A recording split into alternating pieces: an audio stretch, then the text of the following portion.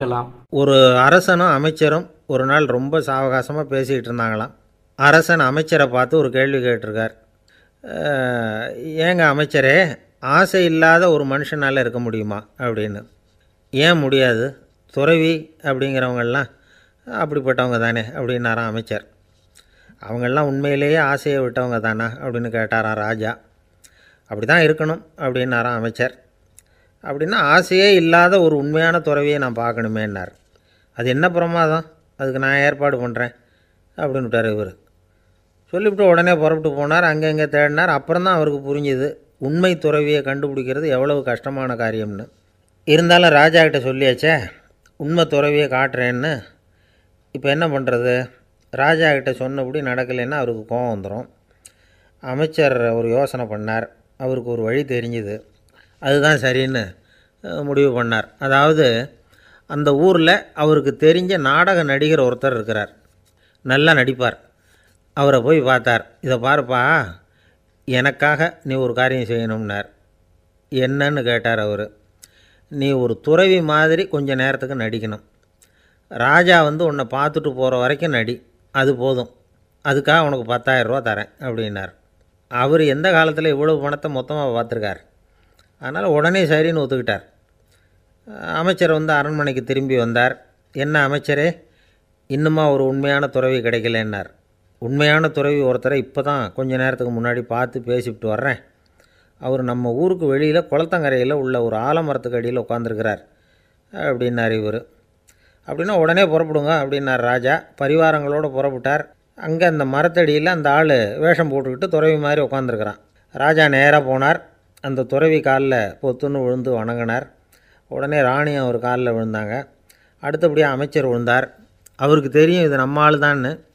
இருந்தாலும் என்ன பண்ணுறது, நேரம். அப்புறம் பரிவாரங்கள்லாம் துறவி காலில் விழுந்து ஆசீர்வாதம் வாங்கிட்டாங்க. ராஜா அப்புறமா தங்கத்தட்டில் பொன்னையும் பொருளையும் வச்சு அந்த துறவிக்கிட்ட ரொம்ப பணிவாக நீட்டுறார். தாங்கள் தயவு பண்ணி இதை ஏற்றுக்கணும் அப்படின்னு வேண்டிக்கிட்டார். அந்த துறவி பற்றில்லாமல் அதை பார்த்தார். எல்லாத்தையும் திறந்துவிட்ட எனக்கு இதெல்லாம் எதுக்காக அப்படின்னு சொல்லி அதை மறுத்துட்டாராம். ஆஹா, உண்மையான துறவியை பார்த்துட்டோம் அப்படிங்கிற ஆனந்தம் அரசருக்கு. ரொம்ப நிம்மதியாக திருப்தியாக திரும்பி வந்தார் அரண்மனைக்கு. அதுக்கப்புறம் அமைச்சர் யாருக்கும் தெரியாமல் அந்த துறவிகிட்ட ஓடினார். சொன்ன பிரகாரம் பணத்தை நீட்டினார். இந்தாப்பா, நான் உங்ககிட்ட சொன்னபடி 10,000 ரூபா பணம் எடுத்துக்கோ அப்படின்னார். அந்த ஆள் ராஜா கிட்ட சொன்னது மாதிரியே எல்லாத்தையும் திறந்துவிட்ட எனக்கு இதெல்லாம் எதுக்காக வேணாம் அப்படின்னு விட்டாராம். நடித்த வரைக்கும் போதும்ப்பா, இனிமேல் இந்த நாடக வசனம்லாம் வேணாம், வேஷத்தை கலைச்சிரு, பணத்தை வாங்கிக்கோன்னார். இல்லைங்க, இது வேஷம் இல்லை, இது வசனமும் இல்லை, இது உண்மை. கொஞ்ச நேரம் துறவி மாதிரி நடித்ததுக்கே இந்த தேசத்து ராஜா ராணி அமைச்சர் பரிவாரங்கள் எல்லாம் என் காலில் விழுந்து வணங்குறாங்க. அப்படின்னா உண்மையான துறவியாக இருக்கிறது எவ்வளவு பெருமையான விஷயம். நான் உண்மையான துறவியாக ஆக போகிறேன், அப்படி முடிவும் பண்ணிட்டேன் அப்படின்னார் அந்த நடிகர். வேஷம் கூட எப்படிப்பட்ட விளைவுகளை உண்டு பண்ணுது பார்த்தீங்களா. நம்மால் ஒருத்தன் ரொம்ப வசதியாக தான் இருந்தான். ஒரு நாள் அவன் சொத்து பூரா திருட்டு போயிட்டுது. அதுக்கப்புறம் இவன் துறவி மாதிரி ஆகிட்டான். ஊர் ஊராக சுற்றினான். ஒரு குருநாதரை தேடி கண்டுபிடிச்சான். அவர்கிட்ட சீடனாக சேர்ந்துக்கிட்டான். அவனை பார்த்து ஒருத்தர் கேட்டார், நீ உண்மையான சீடன் தானான்னு. இல்லைங்க, சீடன் மாதிரி நடிச்சுக்கிட்டு இருக்கிறேன் அப்படின்னா. அது குரு துரோகம் இல்லையா அப்படின்னு கேட்டார் அவர். இல்லைங்க, நான் பண்ணது குரு துரோகம் இல்லை, என் குரு பண்ணது தான் துரோகம். என்னுடைய பணத்தை கொள்ளையடித்தது இவர் தான். அதை எங்கே வச்சுருக்காருன்னு கண்டுபிடிக்கிறதுக்காக தான் இவர்கிட்ட சீடனாக சேர்ந்துருக்கிறேன் அப்படின்னா. ஒருத்தர் மனசில் நிம்மதி இல்லாமல் உட்காந்துருந்தார். என்ன சார் விஷயம் அப்படின்னு விசாரித்தேன். அகலக்கால் வச்சுட்டேன், அதுதான் அவதிப்படுறேன்னார். விவரமாக சொல்லுங்கன்னு. வீடு கட்டணும்னு ஆரம்பித்தேன், வேலை பாதியிலேயே நிற்கிது, கையில் பணம் இல்லை அப்படின்னார். இது மாதிரி ஆசாமிகள் பல பேரை நீங்கள் பார்த்துருக்கலாம். இவங்கெல்லாம் சுலபமாக மன அழுத்தத்துக்கு ஆளாயிடுறாங்க. மன உளைச்சல், அதாவது ஸ்ட்ரெஸ் அப்படின்னு சொல்கிறோமே, அதுக்கு அடிப்படையான சில காரணங்கள் உண்டு. அதாவது மிகையாக திட்டமிடுதல் அப்படிங்கிறதும் ஒரு முக்கியமான காரணம். நடைமுறை சாத்தியம் என்னங்கிறத மனசில் வச்சுக்கிட்டு எந்த திட்டத்தையும் தீட்டணும், அப்போ தான் அது சரியாக வரும். ரெண்டாவது காரணம் என்ன தெரியுமா, ஒரே நேரத்தில் பல்வேறு செயல்களில் ஈடுபடுறது. தொலைபேசியில் பேசிக்கிட்டே கையில் இருக்கிற கடிதத்தை படிச்சுக்கிட்டே எதிரில் உட்காந்துக்கிட்டு இருக்கிறவருக்கும் அப்பப்போ பதில் சொல்லிக்கிட்டு மனசில் பல்வேறு சிந்தனைகளை அப்படியே ஓட விட்டுக்கிட்டு இருக்கிறது. இதுவும் மன அழுத்தத்தை உண்டாக்குது.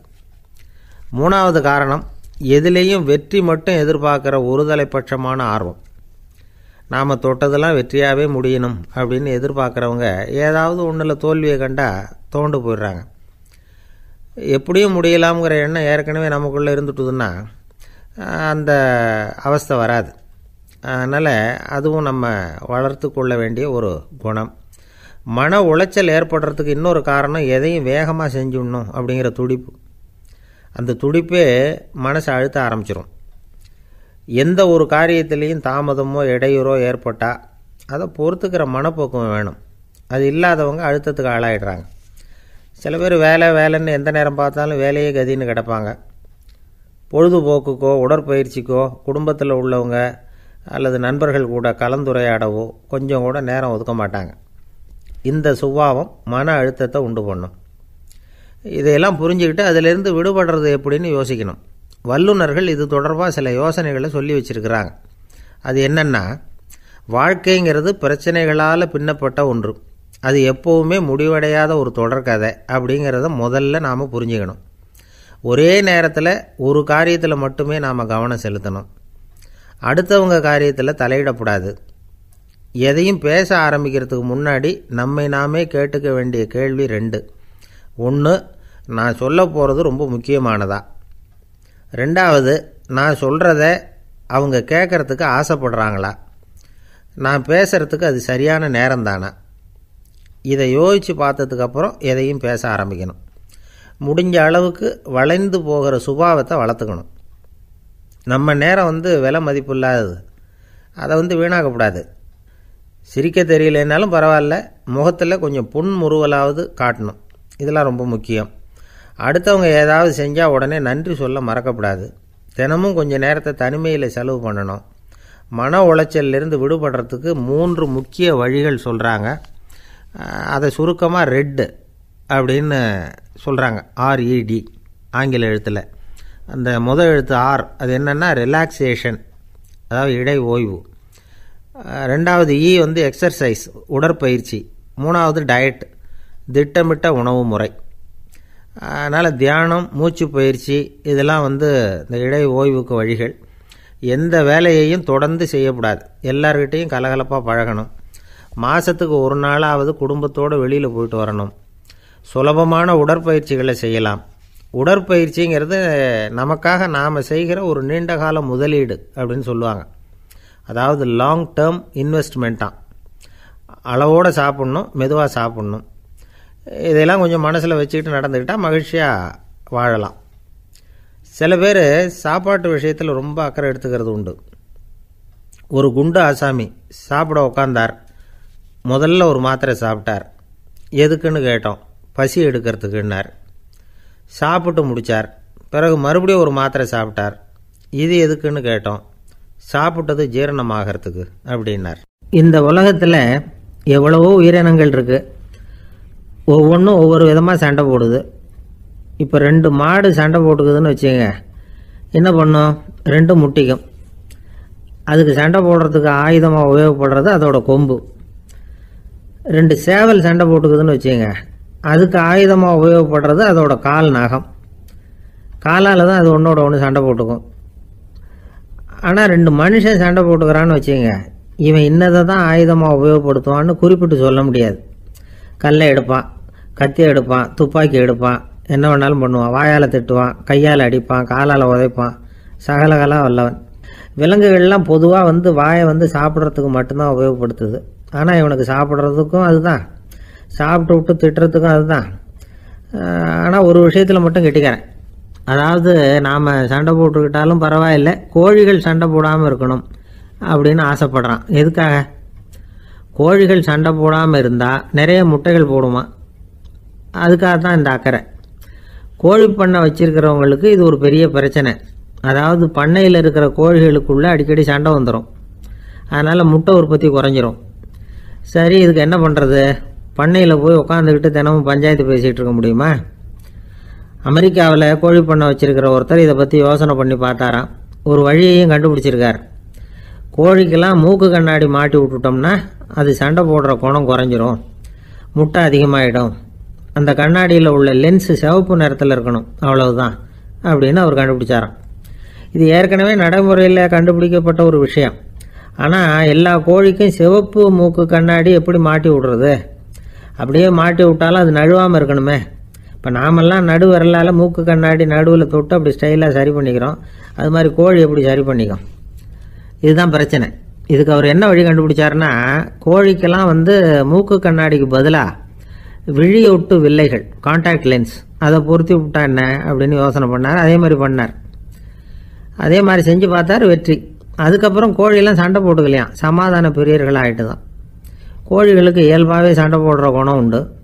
ஆனால் அதோட கண்ணுக்கு பார்க்குற பொருள்லாம் ரோஜா நிறத்துலையோ அல்லது இன்னும் சொல்ல போனால் அழுத்தமான சிவப்பு நிறத்துலையோ தெரிஞ்சதுன்னா சண்டை போடுற குணம் குறைஞ்சிருதான். அந்த சமயத்தில் அது அதிகமாகவும் முட்டையிட ஆரம்பிச்சுடுதான். அதே நேரத்தில் இறை எடுக்கிறத கூட குறைச்சிக்குதான். இது ஏன் இப்படி பண்ணுதுங்கிறது விஞ்ஞானிகளுக்கு இன்னமும் புரியலையா.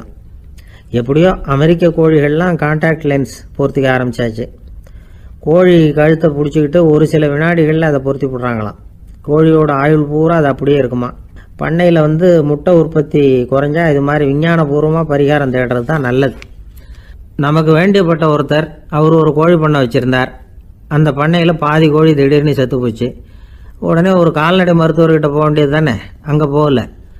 உள்ளூரில் மந்திரம் பண்ணிகிட்டு இருந்த ஒரு சாமியார்கிட்ட போனார். அவர் காலில் விழுந்தார். சாமி, என் பண்ணையில் பாதி கோழி செத்து போட்டுதுன்னார். சாமியார் யோசனை பண்ணார். சரி, பண்ணையில் வாசப்படி கிழக்கு பக்கமாக வச்சுருக்கியா மேற்கு பக்கமாக வச்சுருக்கியான்னு கேட்டார். கிழக்கு பக்கமாக இருக்குன்னார் அவர். அதுதான் தப்பு, மேற்கு பக்கமாக அதை மாற்று, சரியாக போடும்னாராம். அதே போல் இவர் போய் மாற்றிவிட்டார். அப்பவும் பாதி செத்து போச்சு. மறுபடியும் சொன்னார், சாமி மறுபடியும் பாதி கோழி செத்து போட்டுதேன்னார். சரி, கூரை எப்படி போட்டிருக்க, ஓடு போட்டிருக்கியா இல்லை கீத்து போட்டிருக்கியான்னார். ஓடு போட்டிருக்கேன்னாராம் அவர். அதுதான் தப்பு, கீத்து போட்டுரும், சரியாக போடும்னாராம். சரின்னு போய் அதையும் மாற்றி பார்த்தார். மறுபடியும் போயிட்டுது, கோழி செத்து போச்சு. வந்தார். மறுபடியும் பாதி செத்து போச்சு சாமின்னு வந்தார். இவரும் யோசனையை மாற்றி மாற்றி சொல்லிகிட்டே இருக்கிறார். இப்படி அவரும் மாற்றி மாற்றி பார்த்தார். 6வது தடவையாக அவரை தேடிட்டு வந்தார். அந்த சமயத்தில் இவர் ரொம்ப தீவிரமாக யோசனை பண்ணி பார்த்துட்டு, அது சரிப்பா, நீயும் என்கிட்ட சளைக்காமல் வந்துக்கிட்டு இருக்கிற, நானும் யோசனை சொல்லிகிட்டு இருக்கேன். இப்போவும் உங்ககிட்ட சொல்கிறதுக்கு என்கிட்ட யோசனை நிறையா இருக்குது. ஆனால் சோதிக்கிறதுக்கு உங்ககிட்ட கோழி இல்லையே, என்ன பண்ணுறது அப்படின்னாராம் இவர். ஒரு காலத்தில் பிரஷ்யா அப்படின்னு ஒரு தேசம் இருந்தது. இப்போ ஜெர்மனி இருக்குல்ல, இதோட பெரும்பகுதி ஒரு காலத்தில் பிரஷ்யாங்கிற பேரில் இருந்தது. அப்போ அதுக்கு அரசராக இருந்தவர் மகா ஃப்ரெடரிக், அதாவது ஃப்ரெடரிக் தி கிரேட் அப்படின்னு சொல்லுவாங்க. அந்த ராஜாவுக்கு ஒரு சந்தேகம். நாம் பல வகையான வரிகளை விதித்து வசூல் பண்ணுறோம், அப்படி பண்ணி வருமானம் குறைஞ்சிக்கிட்டே போகுதே, இதுக்கு என்ன காரணமாக இருக்கும்? இதுதான் அவருக்கு ஏற்பட்ட சந்தேகம். ஒரு சமயம் அந்த அரசர் தம்முடைய அமைச்சர்களையும் பிரபுக்களையும் தளபதிகளையும் கூப்பிட்டு ஒரு விருந்து வச்சார். விருந்து முடிஞ்சதும் அவங்கள பார்த்து இந்த சந்தேகத்தை கேட்டார். வரிகள் அதிகமாக விதித்து வருமானம் குறையறதுக்கு என்ன காரணம் அப்படின்னு கேட்டார். பல பேருக்கு இதுக்கு சரியாக பதில் சொல்ல தெரியல. அனுபவசாலியான ஒரு தளபதி எழுந்திரிச்சார். அரசே, அது எப்படிங்கிறத இப்போ உங்களுக்கு காட்டுறேன்னார். உடனே ஒரு பெரிய பனிக்கட்டி ஒன்றை தன்னுடைய கையில் எடுத்தார். அதை அப்படியும் எப்படியும் திருப்பி பார்த்தார். அப்புறம் அடுத்தவர்கிட்ட கொடுத்தார். அவரும் அதை அப்படியும் இப்படியும் திருப்பி பார்த்துட்டு அடுத்தபடியாக இருந்தவர்கிட்ட கொடுத்தார்.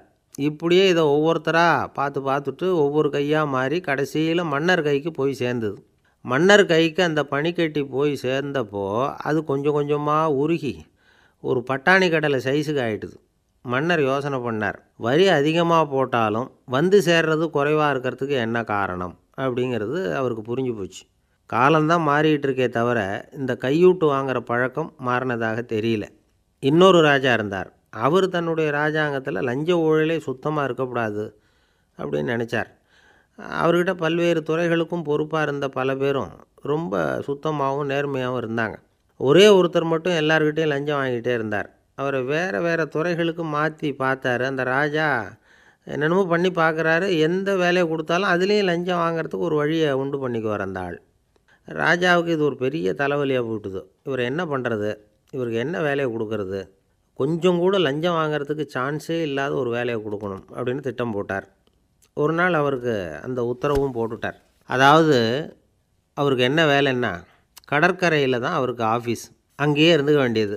தினமும் எத்தனை கடல் அலை கரையில் மோதுது அப்படிங்கிறத கணக்கெடுத்து ராஜாவுக்கு தெரிவிக்க வேண்டியது. இதுதான் அவருக்கு வேலை.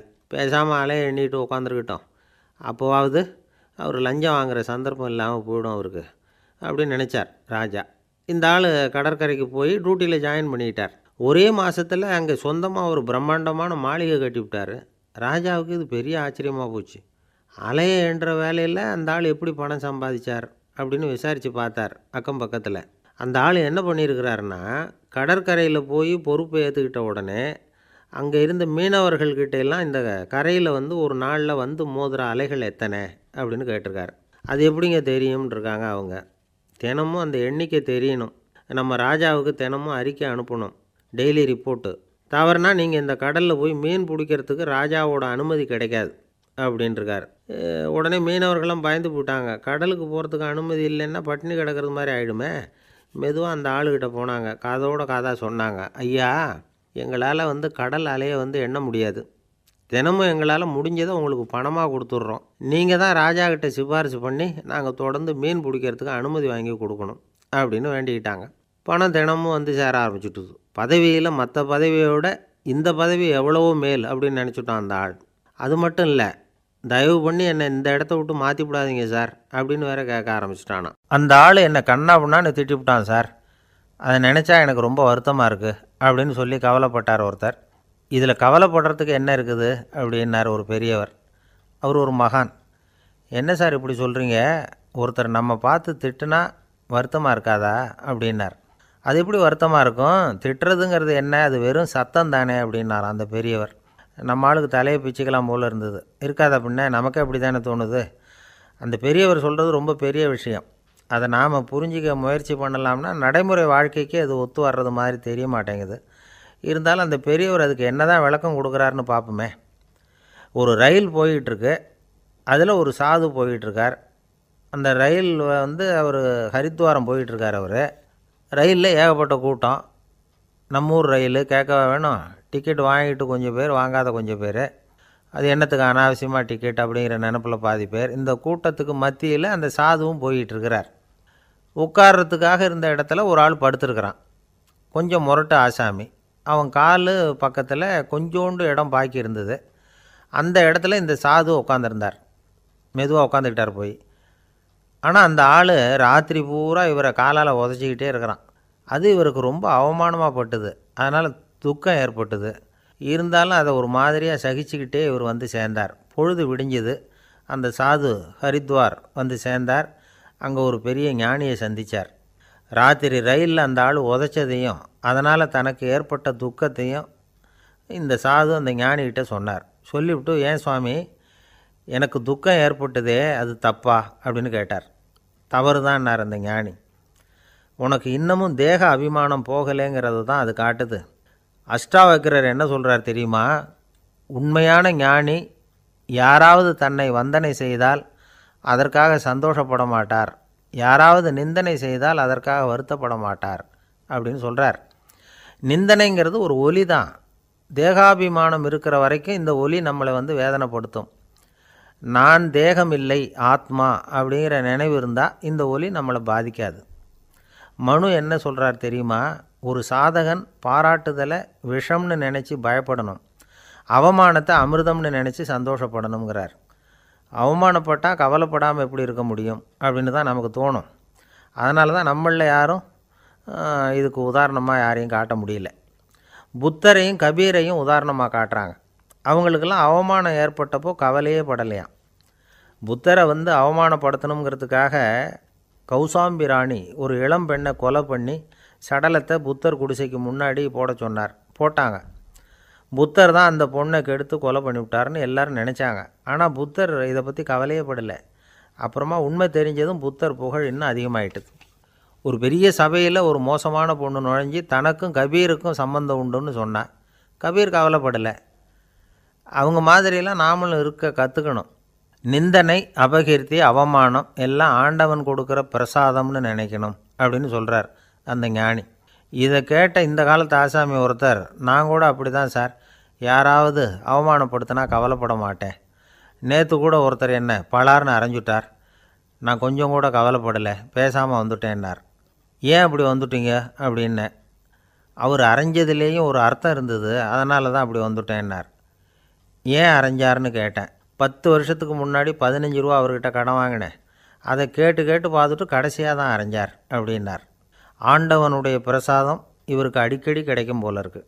பிரம்மத்தை அறிந்தவன் பிரம்மமாகிறான் அப்படின்னு ஒரு பெரியவர் பேசினார் ஒரு கோவிலில். தைத்திரிய உபனிஷத்து அப்படி சொல்லுதான். இதை கேட்கும் பொழுது நமக்கு ஒரு சந்தேகம் வரும். அது எப்படி? பிரம்மத்தை அறிந்தவன் பிரம்மம் ஆகிறான்னா, சிங்கத்தை அறிந்தவன் சிங்கம் ஆகிறானா, தோசையை அறிந்தவன் தோசை ஆகிறானா? இப்படிப்பட்ட சந்தேகம் நமக்கு வர்றதில் ஒன்றும் ஆச்சரியம் இல்லை. இது இயற்கை. இதுக்கும் அந்த பெரியவரே பதில் சொல்கிறார். சிங்கம் வேற, நாம் வேற. அதனால் சிங்கத்தை அறிந்தவன் சிங்கமாக மாட்டான். ஆனால் பிரம்மம் வேறு, நாம் வேறு இல்லை. அதனால் பிரம்மத்தை அறிந்தவன் பிரம்மமாகறான் அப்படிங்கிறது அவரோட விளக்கம். மனிதன் அவன்தான் தான் பிரம்மங்கிறது தெரியாதனால தான் அதை வேறு எங்கேயோ தேடிகிட்டு இருக்கிறான். கடைசியில் அது தான் தாங்கிறது புரிஞ்சுக்கிற பொழுது அவன் பிரம்மம் ஆகிடுறான். இதை விளக்கிறதுக்கு ஒரு உபநிஷத்து கதையே இருக்குது. நமக்கு தெரிஞ்ச கதை தான், ஆனால் அதை வேறு விதமான அர்த்தத்தில் விளையாட்டாக சொல்லிகிட்டு இருக்கிறோம். ஒரு சமயம் ஒரு 10 நண்பர்கள் ஒரு காட்டு வழியாக போய்கிட்டு இருக்கிறாங்க. குறுக்க ஒரு நதி, அதை கடந்து அடுத்த பக்கம் போகணும். எல்லோரும் ஒரு வழியாக கடந்து அடுத்த கரைக்கு போய் சேர்ந்துட்டாங்க. அங்கே போய் சேர்ந்ததுக்கப்புறம் எல்லோரும் பத்திரமா வந்து சேர்ந்துட்டோமா அப்படின்னு தெரிஞ்சுக்கிறதுக்காக எண்ணி பார்க்குறான் அந்த கூட்டத்து தலைவன். அவங்க மொத்தம் 10 பேர். ஆனால் இவன் எண்ணி பார்க்குறப்போ 9 தான் வருது. ஏன்னா அவன் தன்னை விட்டுவிட்டான். எதிரில் நிற்கிறவங்கள மட்டுமே எண்ணுறான். ஐயோ 10வது ஆள் எங்கேங்கிறான், பதறான். சரி நீ இரு, நான் எண்ணி பார்க்குறேன்னு சொல்லிவிட்டு இன்னொருத்தன் வந்து எண்ணுறான். அவனும் தன்னை விட்டுட்டு எண்ணுறான். 9 தான் வருது. எல்லோரும் கொய்யோ முறையோன்னு கத்த ஆரம்பிச்சிட்டாங்க. அந்த சமயத்தில் ஒரு பெரியவர் அந்த பக்கமாக வர்றார். என்ன விஷயம்னு விசாரிக்கிறார். 10வது ஆளை 6 அடிச்சுட்டு போட்டுது அப்படின்னு சொல்லி இவங்க அழறாங்க. சரி அழாதீங்க அப்படின்னு சொல்லி அந்த தலைவனை பார்த்து இப்படி வாங்குறார். வர்றான். இப்போ எனக்கு முன்னாடி ஒரு தரம் எண்ணு பார்க்கலாம்ங்கிறார். 1 2 3ன்னு ஆரம்பித்து 9ல் வந்து முடிக்கிறான். உடனே பெரியவர் நீ தான் அந்த 10வது ஆள் அப்படிங்கிறார். இது உண்மை. நாம் தான் அது. நாம் தான் நம்மளை வேறு எங்கேயோ தேடிகிட்டு இருக்கிறோம். நாம் எங்கேயோ தேடிகிட்டு இருக்கிறோமே, அந்த பிரம்மம் நாம் தான். இப்படி ஒரு பெரிய உண்மையை விளக்கிறதுக்காக தான் அப்படி ஒரு கதை சொல்லப்பட்டது. ஆனால் அதை வந்து நாம் வேறு விதமாக வேடிக்கையாக உபயோகப்படுத்திக்கிட்டு இருக்கிறோம். எப்படி தெரியுமா? ஒரு ஆத்தங்கரையில் ஒரு 10 பேர் முழிச்சுக்கிட்டே நின்றுக்கிட்டு இருந்தாங்களாம். அந்த பக்கமாக வந்த ஒருத்தன் ஏன் இப்படி முழிச்சுக்கிட்டு நிற்கிறீங்கன்னு கேட்டிருக்கிறான். எங்களுக்கு நீச்சல் தெரியாது, நாங்கள்லாம் அடுத்த கரைக்கு போய் சேரணும் அப்படின்னு நாங்களாம். சரி நான் கொண்டுட்டு போய் விட்றேன். எல்லாரும் அக்கறைக்கு போய் சேர்ந்த உடனே ஆளுக்கு 1 ரூபா வீதமாக மொத்தம் 10 ரூபா எனக்கு கொடுக்கணும் அப்படின்ட்டுருக்கான் இவன். சரின்னு ஒத்துக்கிட்டாங்க. இவன் ஒவ்வொருத்தராக கையை பிடிச்சி மெதுவாக ஆற்றுல இறக்கி அழைச்சிட்டு போயிட்டான். 9 பேரை கரை சேர்த்துட்டான். 10வது ஆள் பாதி ஆற்றுல போயிட்டுருக்கிறப்போ திடீர்னு வெள்ளம் வந்துட்டுது. புடி நழுவி போச்சு. கையை விட்டுட்டான். வெள்ளம் அடிச்சிட்டு போட்டுது. அழைச்சிட்டு வந்தவன் நீச்சல் அடித்து தட்டு தடுமாறி கரைக்கு வந்து சேர்ந்துட்டான். கரையில் இருந்தவங்களுக்கு இந்த விஷயம் தெரியாது. இருந்தாலும் இவன் உடம்பு பூரா நனைஞ்சி கொஞ்சம் அதிகமாக மூச்சு வாங்க நின்றுக்கிட்டு இருந்தானா, ஏங்க ஏன் இப்படி மூச்சு வாங்குது, என்ன விஷயம் அப்படின்னு கேட்டாங்களாம். அதுக்கு இவன் கொஞ்சமாக அலட்டிக்காமல் சொன்னானா, வேறு ஒன்றும் இல்லை, நீங்கள் கொடுக்க வேண்டிய 10 ரூபாயில் 1 ரூபா குறைஞ்சி போச்சு அவ்வளவுதான் அப்படின்னானா. லோகமானிய பாலகங்காதர திலகர் இருந்தார்ல, அவருக்கு 15 வயசுலேயே கல்யாணம் நடந்துதான். மனைவி பேர் தபிபாய். ரொம்ப பெரிய குடும்பத்து பொண்ணு, நல்ல குணம். அவங்க குடும்பம் நடத்திக்கிட்டு இருக்கிறாங்க. அந்த காலத்தில் திருடர்கள் பயம் அதிகம். இந்த காலத்தில் மட்டும் என்னன்னு கேட்குறீங்களா? நீங்கள் கேட்குறது நியாயம்தான். இருந்தாலும் இந்த காலத்து திருடனுக்கும் அந்த காலத்து திருடனுக்கும் ஒரு முக்கியமான வித்தியாசம் உண்டு. அதாவது அந்த காலத்து திருடன்லாம் நியாயம் அநியாயம் பார்க்குறது உண்டு. இந்த காலத்தில் அப்படி பார்க்குறது இல்லை. அந்த காலத்தில் திருட வர்றவங்கள்ட்ட கூட ஒரு தார்மீக உணர்வு உண்டாம். அதாவது அப்போ உள்ள கொள்ளைக்காரங்க எதை களவாடினாலும் சரி, அரிசியை மட்டும் களவாடுறது இல்லையா, அப்படி ஒரு கொள்கை. அதனால் பாருங்கள், அந்த காலத்து பெண்கள் வந்து நகை நட்டுகளை பத்திரமா வைக்கணும்னா பெட்டியில் வைக்கிறது இல்லை, அரிசி பானையில் போட்டு வச்சு விடுறது. இப்போல்லாம் பேங்க்கில் வந்து சேஃப்டி லாக்கர்னு இருக்குல்ல, அது மாதிரி அந்த காலத்தில் வந்து சேஃப்டி லாக்கருங்கிறது அரிசி பானை. இந்த வளையல், மூக்குத்தி, தோடு இப்படி எதுவாக இருந்தாலும் அதில் போட்டு பத்திரமா வச்சுருவாங்க. திருடன் வந்து அரிசி பானை பக்கம் போகிறதில்ல. ஏன்னா சாப்பிட்ற விஷயத்தில் கை வைக்கக்கூடாது, அது பாவம் அப்படின்னு அவன் நினைக்கிறான். திலகரோட மனைவி தபிபாயும் அதே மாதிரி தன்னுடைய ஆபரணங்களை ஒரு அரிசி பானைக்குள்ளே போட்டு மூடி வச்சுருந்தாங்களாம். இப்படி இருந்தப்போ ஒரு நாள் ஒரு பிச்சைக்கார பொண்ணு வீடு வீடாக பிச்சை கேட்டுக்கிட்டே வந்திருக்குது. திலகர் வீட்டுக்கும் வந்து தர்மம் போடுங்க தாயே அப்படின்னு தான் அந்த பொண்ணு. அந்த அம்மா தபீபாய் காதில் இது விழுந்திருக்கு. உடனே கை நிறைய அரிசி அள்ளிக்கிட்டு வந்து போட்டிருக்கு. பாத்திரத்தில் அரிசியை போட்டதுக்கு அப்புறம் தான் தெரியுது பளிச்சுன்னு கண்ணில் படுது. அதாவது அந்த அம்மாவோட வைர மூக்குத்தி ஒன்று அரிசியோடு சேர்ந்து அந்த பிச்சைக்கார பொண்ணு பாத்திரத்தில் போய் விழுந்துட்டுது. இந்த அம்மாவுக்கு மனசுக்குள்ளே குழப்பம், என்ன இப்படி ஆகிட்டுதே, மூக்குத்தி போயிட்டுதே, பிச்சை பாத்திரத்துலேருந்து அதை எப்படி எடுக்கிறது அப்படின்னு தயக்கம். வாயை திறந்து அதை கேட்குறதுக்கும் கூச்சம். திண்ணையில் உட்காந்துருந்த திலகர் இவ்வளவையும் பார்த்துக்கிட்டு இருக்கிறார். மனைவியின் மனசுக்குள்ளே நடக்கிற மௌன போராட்டத்தை அவர் நல்லா புரிஞ்சுக்கிட்டாராம். மனைவியை பார்த்து சொன்னாராம், தபீபாய், இது தெய்வ சம்மதம். அவளுக்கு சேர வேண்டிய மூக்குத்தி அவகிட்ட போயிட்டுது. பிச்சை பாத்திரத்தில் விழுந்த மூக்குத்தியை எடுக்க வேணாம் அப்படின்னாராம். சரின்னு சொல்லிவிட்டு மேற்கொண்டு எதுவும் சொல்லாமல் அந்த அம்மா வீட்டுக்குள்ளே போயிட்டாங்களாம். இந்த காலத்துலலாம் அது மாதிரி நடக்குமா? வெறும் அரிசியை போட்டுவிட்டு விவகாரம் பண்ணிகிட்டு இருக்க மாட்டோமா? ஒரு பெரிய மனுஷன் வீட்டுக்கு ஒரு பிச்சைக்காரன் வந்தான். ஐயா, நாங்கள் பிச்சைக்காரங்கள்லாம் சேர்ந்து ஒரு சங்கம் வச்சுருக்குறோம், அதுக்கு நிதி சேர்க்குறோம், அதுக்கு ஒரு 100 ரூபா கொடுத்தீங்கன்னா எங்களுக்கு பெரிய உதவியாக இருக்கும் அப்படின்னானா. அதெல்லாம் ஒன்றும் கொடுக்க முடியாது போ அப்படின்னாரான் அவர். அப்படின்னா ஒரு 50 ரூபாயாவது கொடுங்களேன் அப்படின்ட்டுருக்கான். அதுவும் முடியாதுன்னு சொல்லிவிட்டார். 25 ரூபா அப்படின்ட்டுருக்கான். எதுவும் முடியாது அப்படின்னாரான். சரிங்க, இவ்வளோ பெரிய வீட்டுக்கு வந்துட்டு வெறுங்கையோடு திரும்புறது நல்லா இருக்காது, அதனால் சும்மா ஒரு 1 ரூபா மட்டுமாவது கொடுங்க அப்படின்ட்டுருக்கான் அவன். ஒரு பைசா கூட என்கிட்ட கிடையாது அப்படின்னு விட்டாரான் இவர். அப்படின்னா நீங்கள் ஒரு காரியம் பண்ணுங்களேன் அப்படின்னானா அவன். என்ன செய்யணும் அப்படின்ட்டுருக்கார். எங்கள் சங்கத்தில் நீங்களும் ஒரு மெம்பராக சேர்ந்துருங்க அப்படின்னானா. ஜவஹர்லால் நேரு பிரதமராக இருந்த சமயம் அவர் ஒரு தடவை சென்னைக்கு வந்திருக்கிறார். இங்கே சில முக்கிய நிகழ்ச்சிகளில் கலந்துக்கிறதுக்காக வந்திருந்தார். ஆளுநர் மாளிகையில் ஒரு நாள் ராத்திரி தங்கி மறுநாள் புதுடெல்லி புறப்படுறதாக ஏற்பாடு. நிகழ்ச்சியிலெல்லாம் முடிச்சுக்கிட்டு ஆளுநர் மாளிகையில் தங்கியிருக்கிறார். அன்றைக்கு இரவு படிக்கிறதுக்கு ஒரு முக்கியமான புத்தகம் அவருக்கு தேவைப்பட்டது. அந்த சமயத்தில் உலக அளவில் ஒரு முக்கியமான பொருளாதாரம் சம்பந்தமான ஒரு புத்தகம் வெளியாகி இருக்கிற விஷயம் அவருக்கு தெரியும். அந்த புத்தகம் மெட்ராஸுக்கு வந்திருக்குமா, அது இங்கே கிடைக்குமா அப்படின்னு விசாரிச்சிருக்கிறார் நேருஜி. அவர் இப்படி கேட்ட உடனே அங்கே இருந்தவங்கெல்லாம் ரொம்ப பரபரப்பாக செயல்பட ஆரம்பிச்சுட்டாங்க. முக்கியமான இடங்கள்ல எல்லாம் விசாரிச்சிருக்கிறாங்க அந்த புத்தகம் உங்கள்கிட்ட இருக்கான்னு. சென்னையில் உள்ள கன்னிமாரா நூல் நிலையத்துக்கு எப்படியும் அந்த புத்தகம் வந்திருக்கணும் அப்படின்னு ஒரு நம்பிக்கை. அங்கே விசாரித்தாங்க. அந்த புத்தகம் 2 நாளைக்கு முன்னாடி தான் அங்கே வந்திருக்குது அப்படிங்கிற விஷயம் தெரிஞ்சுது. உடனே எல்லோரும் அங்கே ஓடினாங்க. அவங்களுக்கு இன்னொரு சந்தேகம், புத்தகம் வந்திருக்கு சரி, அது இந்த சமயத்தில் வேறு யாரும் படிக்கிறதுக்கு எடுத்துகிட்டு போயிருக்கக்கூடாதே அப்படிங்கிற சந்தேகம் இருந்தாலும் மனசுக்குள்ளே ஒரு தைரியம். இப்படி ஒரு புத்தகம் வெளிவந்திருக்கிற விஷயமே நேருஜி சொல்லி தான் நமக்கே தெரியும். அதுவும் இல்லாமல் உலக பொருளாதாரம் சம்பந்தமான ஏதோ ஒரு புத்தகம் அது. அதை போய் இந்த நேரத்தில் அவ்வளவு ஆர்வமாக யார் எடுத்துகிட்டு போயிட போகிறாங்க அப்படிங்கிற தைரியம். இந்த தைரியத்தோடு அந்த நூல் நிலையத்துக்கு ஓடினாங்க.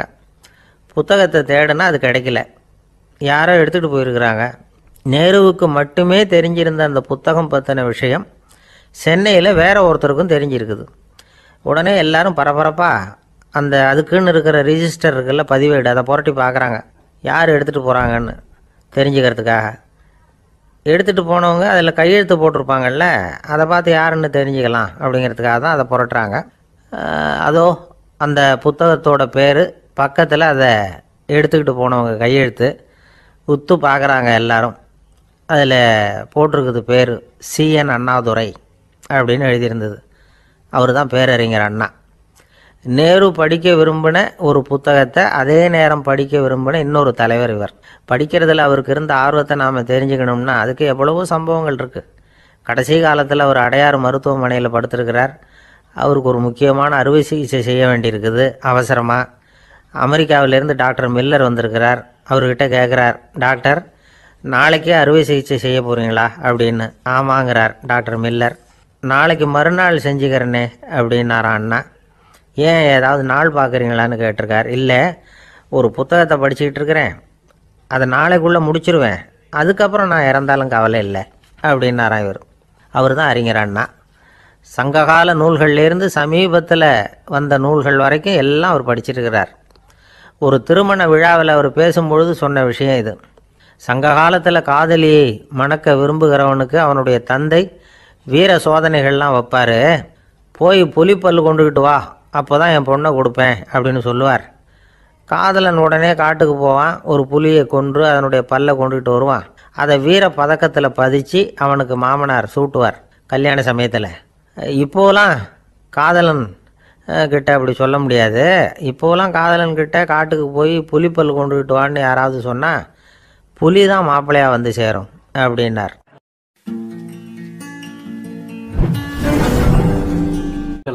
ஒரு அரசனும் அமைச்சரும் ஒரு நாள் ரொம்ப சாவகாசமாக பேசிக்கிட்டு இருந்தாங்களாம். அரசன் அமைச்சரை பார்த்து ஒரு கேள்வி கேட்டிருக்கார். ஏங்க அமைச்சரே, ஆசை இல்லாத ஒரு மனுஷனால் இருக்க முடியுமா அப்படின்னு. ஏன் முடியாது, துறவி அப்படிங்கிறவங்கெல்லாம் அப்படிப்பட்டவங்க தானே அப்படின்னாராம் அமைச்சர். அவங்கெல்லாம் உண்மையிலேயே ஆசையை விட்டவங்க தானா அப்படின்னு கேட்டாராம் ராஜா. அப்படி தான் இருக்கணும் அப்படின்னாராம் அமைச்சர். அப்படின்னா ஆசையே இல்லாத ஒரு உண்மையான துறவியை நான் பார்க்கணுமேன்னார். அது என்ன பிரமாதம்.